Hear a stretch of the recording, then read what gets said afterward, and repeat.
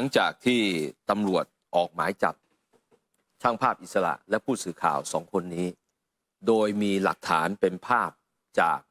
กล้องวงจรปิดตามสถานที่ต่างๆที่บันทึกเอาไว้ว่าวันก่อนเกิดเหตุที่มีคนไปพ่นสีสเปรย์ใส่พระบรมมหาราชวังเนี่ยช่างภาพอิสระและนักข่าว2 คนนี้ไปเจอกับใครมาบ้างเจอกับใครฮะก็เจอกับคนในกลุ่มกวนพวกนี้แล้วพอวันรุ่งขึ้นคนที่ไปฉีดสเปรย์ใส่พระบรมมหาราชวังมีนักข่าว2 คนที่ไปทำข่าวมีกลุ่มแก๊งพวกนี้ไปยืนตามจุดต่างๆถ่ายภาพไลฟ์สดส่งต่อเพื่อเอาไปโพสต์ไปถึงที่เกิดเหตุในเวลาไล่เลี่ยกันกล้องวงจรปิดจับไว้ได้หมดใช่นี่คือหลักฐานเนี่ยฮะแต่พอตำรวจจับปุ๊บพาไปขึ้นศาลปุ๊บอย่างที่อาเปรลบอกโอ้โหแต่ละคนจากสมาคมสมาพันธ์แก๊งแอมเนสตี้และอีกหลายคนพุ่งปราดออกมาจากมุมมืดมุมสว่างบ้างหาว่าเป็นการละเมิดผู้สื่อข่าวคุกคามสื่อปิดปากสื่อไม่ให้มีเสรีภาพในการทำข่าวสารพัดสารเพแต่ไม่เคยดูเลยว่าตำรวจเขามีหลักฐานอะไรบ้างใช่เขาแทบจะไล่เลียงเวลามาเลยนะฮะถึงแม้กระทั่งนักข่าวไปสัมภาษณ์หยกไม่ใช่สัมภาษณ์ตะวันกับณัฐนนท์2 คนนี้ก็พยายามพูดให้สัมภาษณ์แก้ตัวให้กับผู้สื่อข่าว2 คนนี้บอกว่าโอ้โหพี่เขาไปคุยกันแล้วเสร็จแล้วตำรวจก็เอาภาพจากกล้องวงจรปิดเนี่ยที่จับภาพได้เนี่ยมาเป็นหลักฐานว่าเขาไปคุยกันแล้วตำรวจรู้เหรอว่าเขาคุยอะไรกันเขาไปคุยกันไม่ได้เหรอตะวันยังบอกอีกนะสมมติหนูให้สัมภาษณ์พี่เสร็จแล้วหนูชวนพี่ไปสูบบุหรี่แล้ววันรุ่งขึ้นหนูไปทำอะไรสักอย่างหนึ่งเนี่ยแสดงว่าพี่สมรู้ร่วมคิดด้วยใช่ไหมไอ้ณัฐนนท์นี่ไปใหญ่เลย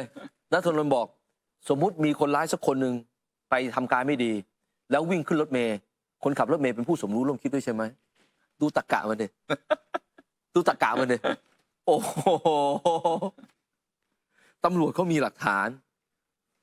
ก่อนหน้านี้2 คนนี้ไปคุยไปเจอกับคนในกลุ่มแก๊งพวกนี้ก่อนที่จะเกิดเหตุวันพ่นสีสเปรย์แถมวันพ่นสีสเปรย์2 คนนี้ก็ยังไปอยู่ในบริเวณนั้นใกล้กับจุดเกิดเหตุแล้วก็ไปถึง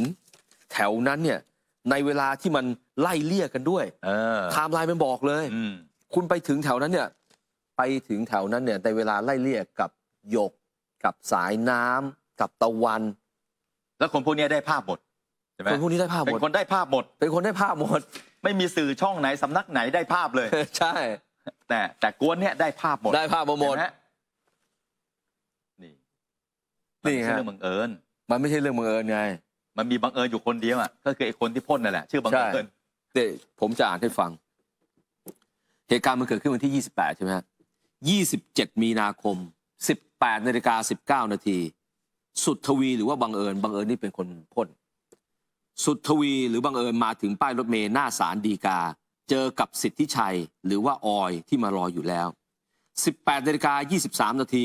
ณัฐพลซึ่งเป็นช่างภาพอิสระและณัฐพลซึ่งเป็นนักข่าวประชาไทยที่ถูกโดนจับมันมี2 ณัฐพลมาพูดคุยกับเวหาพูดคุยกับสุทธวีและสิทธิชัยที่หน้าศาลฎีกาประมาณ20 นาทีแล้วแยกย้ายกันไป 19:16 นาทีสุทธวีไปเดินไปตามถนนหน้าพระลานสำรวจสถานที่ก่อเหตุ 19:18 นาทีสุทธวีเดินคุยกับณัฐพลช่างภาพอิสระนี่นะฮะ 19:26 นาทีสุทธวีกลับมาคุยกับกลุ่มคนที่ทำกิจกรรมยืนหยุดขังเวหาณัฐพลนักข่าวประชาไทยตามมาสมทบอีกครั้งหลังจากเข้าไปบริเวณสนามหลวงตำรวจเชื่อว่าน่าจะไปถ่ายรูปที่นำมาโพสต์ในโซเชียลจากนั้นก็แยกย้าย28 มีนาคมเอาละฮะ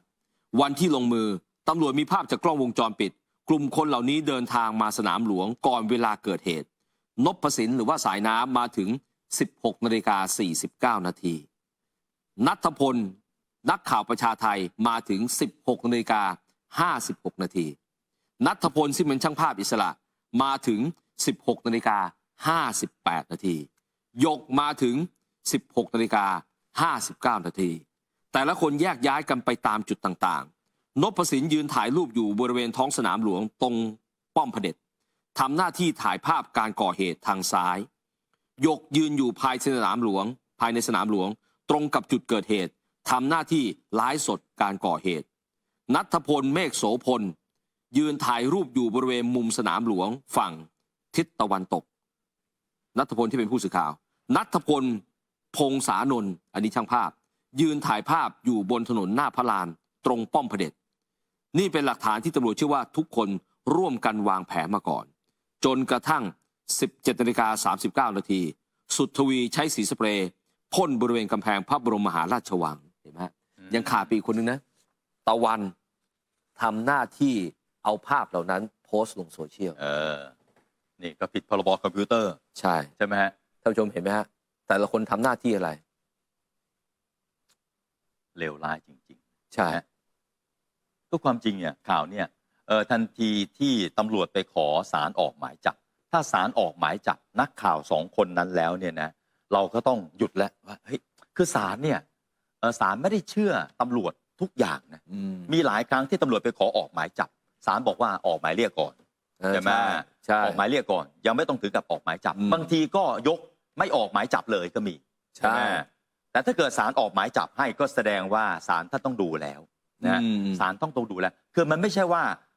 พนักงานสอบสวนชงเรื่องไปแล้วศาลต้องทำตามทุกอย่างไม่ใช่นะ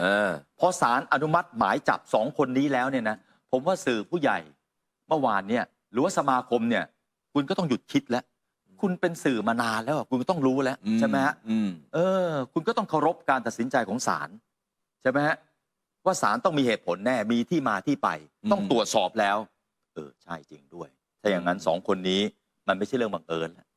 ใช่ไหมไม่ใช่เรื่องบังเอิญไปเจอกันหน้าศาลไม่ใช่เรื่องบังเอิญไปเจอกันหน้าร้านกาแฟและไม่ใช่เรื่องบังเอิญที่แบบโอ้ขึ้นมาจากอุโมงค์พอดีเลยได้ถ่ายรูป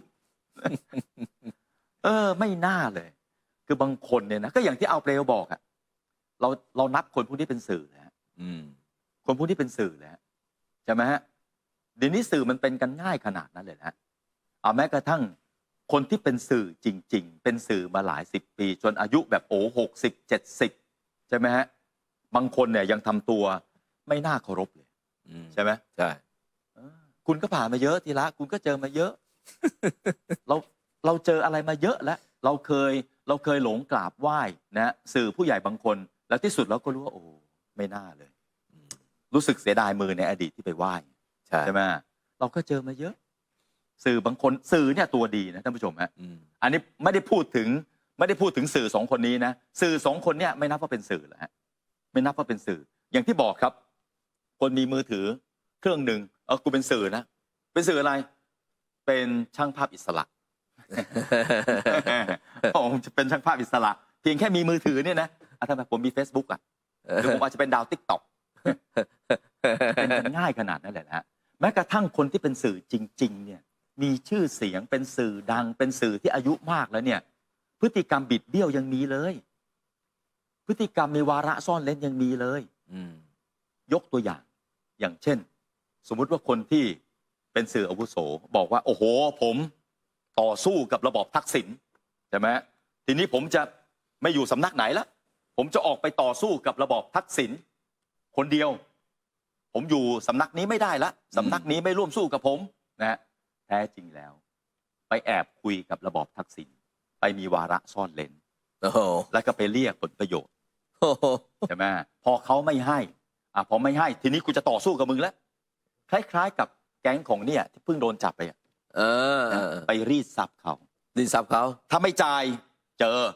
จะร้องเหมือนกันเลยท่านผู้ชมฮะบางคนสื่อบางคนนะอ้างขออาสาเป็นตัวแทนของสำนักของสถานีไปหาสปอนเซอร์ตามหน่วยงานหน่วยราชการต่างๆได้มา 100% เข้าส่วนตัว 50%อย่างนี้ก็มีใช่ไหมฮะ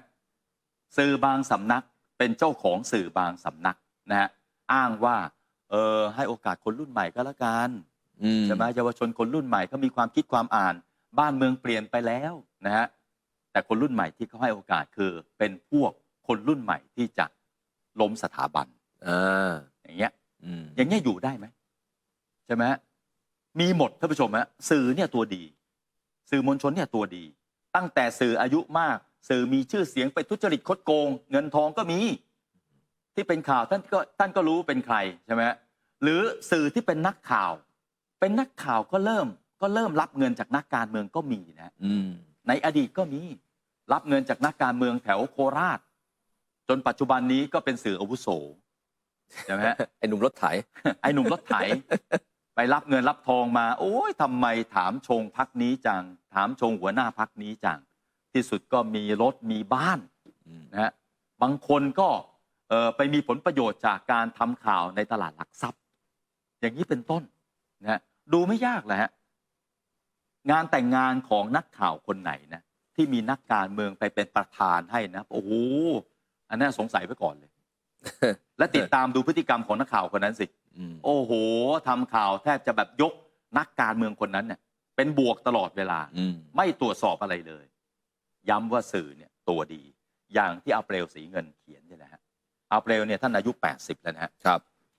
อายุ80แล้วฮะคนเนี้ยเป็นสื่ออาวุโสจริงๆที่ยกมือกราบไหว้ได้ใช่ไหมใช่ไม่งั้นทุกวันนี้จะลำบากขนาดนี้เลยฮะ ไม่งั้นทุกวันนี้ลำบากขนาดนี้เลยฮะเห็นไหมพวกสื่อตัวดีไม่ค่อยลำบากนะชีวิตสุขสบายนะฮะ